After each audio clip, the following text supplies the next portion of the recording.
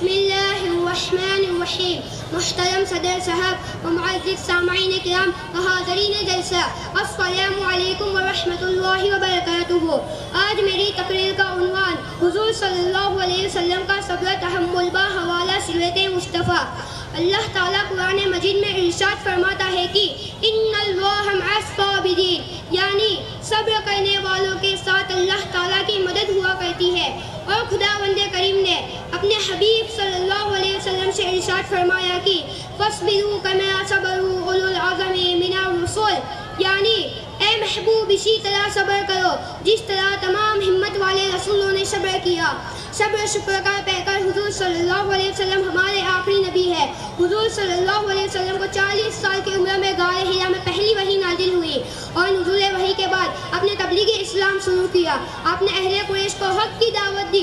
اہل قریش حضور صلی اللہ علیہ وسلم کے جان کے دشمن ہو گئے، مگر آپ نے ہر ایک کی ایذا اور تکلیف کو صبر سے برداشت کیا اور صبر کا دامن تھامے رکھا. پتھر کھائے اور عرب کی تپتی زمین پر گھسیٹے گئے، لیکن حضور صلی اللہ علیہ وسلم نے کافروں کی تمام سازشوں اور ایذاؤں پر بھی صبر کر گئے، کیونکہ دنیا کو دین اسلام سے منور کرنا تھا اور اپنے پیدا کرنے والے رب کی فرما برداری کرنی تھی اور صبر کی راہ پر چلتے ہوئے شکر کی راہ اپنانی تھی.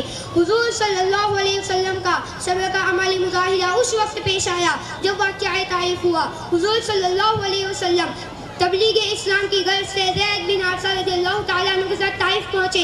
وہاں کے باشندوں کو اسلام کی دعوت دی تو وہاں کے سرداروں نے چند شرارتی لڑکے حضور کے پیچھے لگا دیے، جنہوں نے آپ کو گالیاں دی، پتھر مارے. معاذ اللہ حضور صلی اللہ علیہ وسلم لہو لہان ہو گئے، آپ کی نعلین مبارک سے خون نکل آیا. حضور صلی اللہ علیہ وسلم نے اس تکلیف کو صبر سے برداشت کیا اور اف تک نہیں کیا. حضور صلی اللہ علیہ وسلم نے ارشاد فرمایا کہ جس نے مصیبت کا گلہ نہ کیا، نہ لوگوں سے شکایت کی، تو اللہ کا ذمہ ہے کہ اسے بخش دے.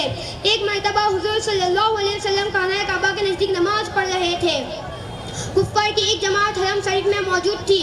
عقبہ بن ابی مشیطہ نے ابو جہل کے اکسانے پر حضور اقدس صلی اللہ علیہ وسلم کے حالت شدیدہ میں اونٹ کی اوجڑی پشت مبارک پر ڈال دی اور مشرکین زور زور سے کہے لگانے لگے. کسی نے آپ کی صاحبزادی حضرت فاطمہ رضی اللہ تعالی عنہا کو اس بات کی اطلاع دی تو وہ دوڑی ہوئی آئی اور حضور اقدس صلی اللہ علیہ وسلم کے پشت مبارک سے غلاظت ہٹانے لگی اور ان کافروں کو بد دعا دی. اس پر حضور صلی اللہ علیہ وسلم نے ارشاد فرمایا، بیٹی صبر سے کام لو، اللہ تعالیٰ انہیں ہدایت دے.